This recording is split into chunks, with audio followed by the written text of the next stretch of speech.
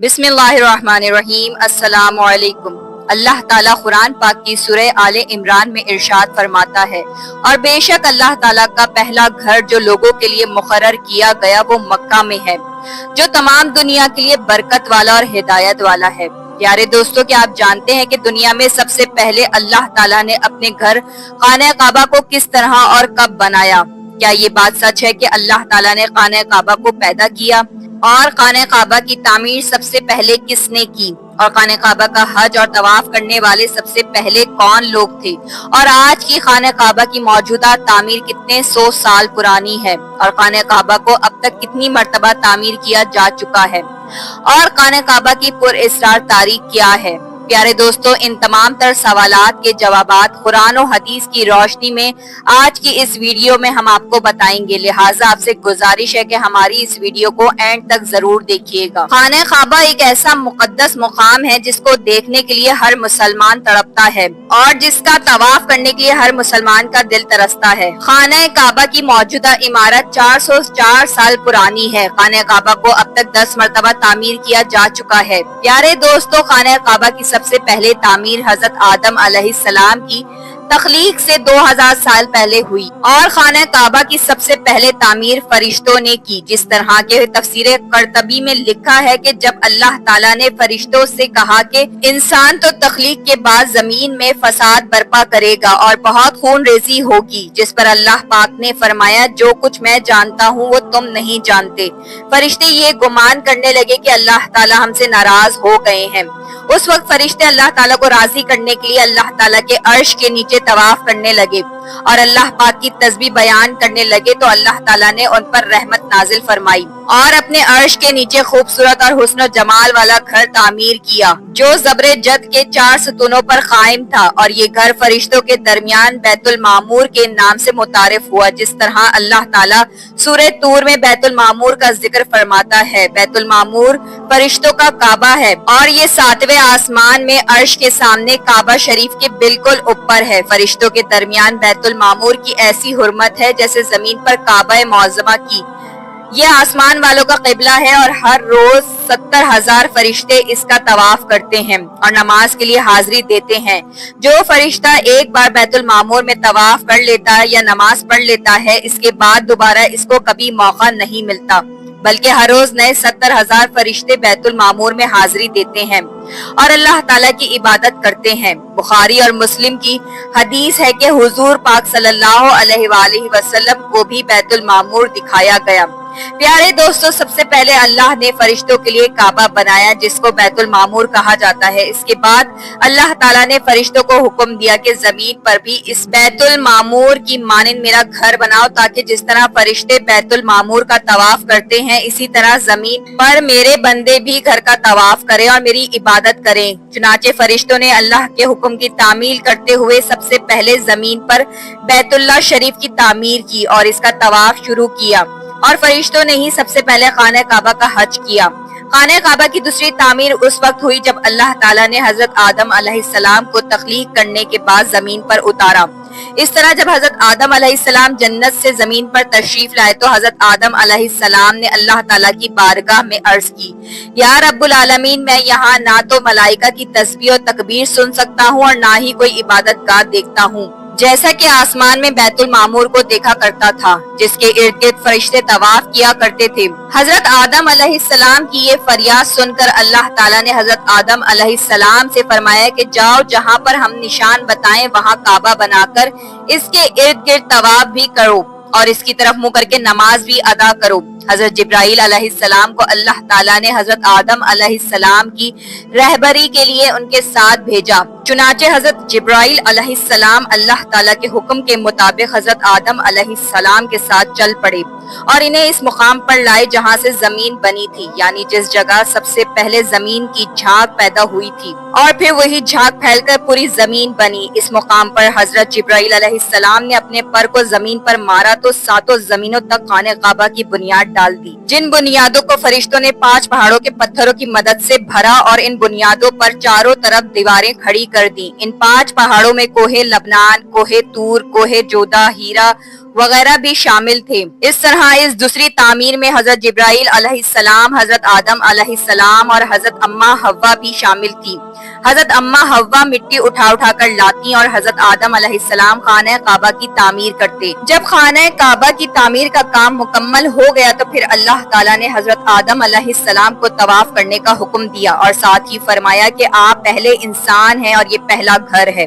फिर आदम अलैहिस्सलाम खाना काबा की तरफ मुंह करके नमाज अदा किया करते और अल्लाह ताला की इबादत में मशगूल रहा करते थे। खाना काबा की तीसरी तामीर। प्यारे दोस्तों, तामीर आदम के बाद वक्त के साथ साथ खाना काबा की दीवारें भी कमजोर होने लगी तो हजरत आदम अलैहिस्सलाम के बेटे हजरत शीस अलैहिस्सलाम ने मिट्टी और पत्थर से खाना काबा को दूसरी मर्तबा तामीर किया, जबकि बास मुफस्सिरीन का ये कहना है कि हजरत शीस अलैहिस्सलाम ने सिर्फ खाना काबा की मुरम्मत का काम किया, इसकी तामीर नहीं की। प्यारे दोस्तों, अब बात करते हैं खाना काबा की चौथी तामीर के बारे में।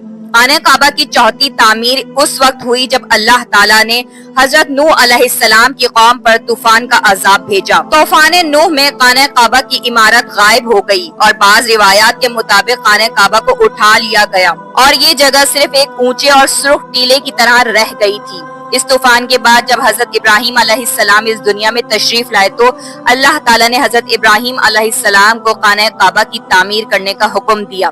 हजरत इब्राहिम अलैहिस्सलाम ने चौथी मर्तबा खाना काबा को किस तरह तामीर किया, इस वाक़ये का पसे मंजर कुछ यूं है कि जब अल्लाह ताला के हुक्म के मुताबिक हजरत इब्राहिम अलैहिस्सलाम ने अपनी बीवी हजरत बीबी हाजरा और अपने प्यारे बेटे हजरत इस्माइल अलैहिस्सलाम को मक्का की बंजर और वीरान जमीन और पहाड़ों के दरमियान छोड़ दिया, जहाँ पर कोई इंसानी आबादी का नामो निशान ना था और ना ही खाना काबा की इमारत थी। खाना काबा की जगह बस एक सुर्ख रंग का टीला था। उस वक्त हजरत इब्राहिम अलैहिस्सलाम ने अपनी बीवी और बच्चे को छोड़कर अल्लाह ताला के हुक्म के मुताबिक मक्का की तरफ पहला सफर किया, जिसके बाद जब दूसरी दफा हजरत इब्राहिम अलैहिस्सलाम अपने खानदान से मिलने के लिए फलस्तीन से मक्का आए तो तब हजरत इस्माइल अलैहिस्सलाम की कुर्बानी का वाक़या पेश आया। और तीसरी बार जब हजरत इब्राहिम अलैहिस्सलाम मक्का में तशरीफ लाए तो हजरत इस्माइल अलैहिस्सलाम की शादी हुई और उस वक्त हजरत हाजरा का इंतकाल हो चुका था। चौथी मर्तबा जब हजरत इब्राहिम अलैहिस्सलाम मक्का में तशरीफ लाए तो आपकी मुलाकात आपके बेटे हजरत इस्माइल अलैहिस्सलाम से ना हुई। फिर पांचवी मर्तबा जब हजरत इब्राहिम अलैहिस्सलाम मक्का में तशरीफ लाए तो उस वक्त अल्लाह ताला ने हजरत इब्राहिम अलैहिस्सलाम को बैतुल्लाह की तामीर करने का हुक्म दिया।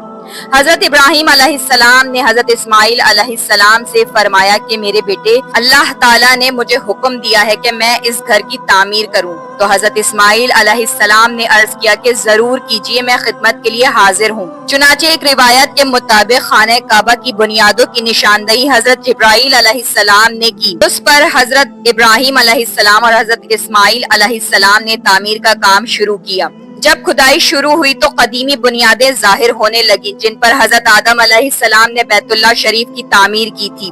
हजरत आदम अलैहिस्सलाम की बुनियादों के जाहिर हो जाने के बाद खाना काबा की तामीर शुरू हुई।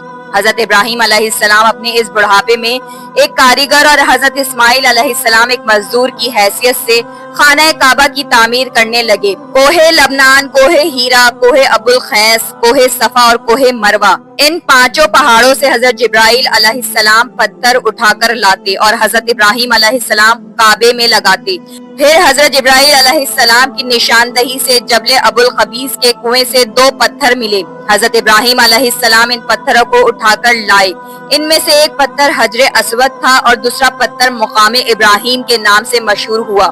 मुकाम इब्राहिम वो मशहूर पत्थर है जिस पर खड़े होकर हजरत इब्राहिम अलैहिस्सलाम ने काबे की दीवारें बुलंद की। जैसे जैसे खाना काबा की दीवारें बुलंद होती जाती वैसे वैसे ये पत्थर भी हवा में बुलंद होता जाता। नबी करीम सल्लल्लाहु अलैहि वसल्लम ने इरशाद फरमाया कि हजरे अस्वद जब जन्नत से उतारा गया तो दूध से भी ज्यादा सफेद था, फिर इंसानों के गुनाहों ने इसे सियाह कर दिया।